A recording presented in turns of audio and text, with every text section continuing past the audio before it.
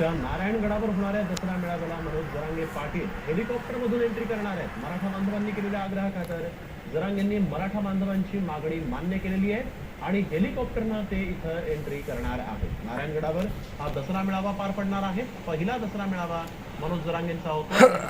Manoj जरांगेंची entry हेलिकॉप्टरनं होणार आहे.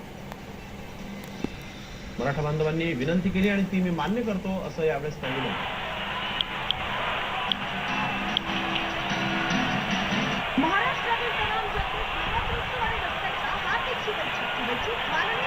Batsman must be kicking himself after that run out.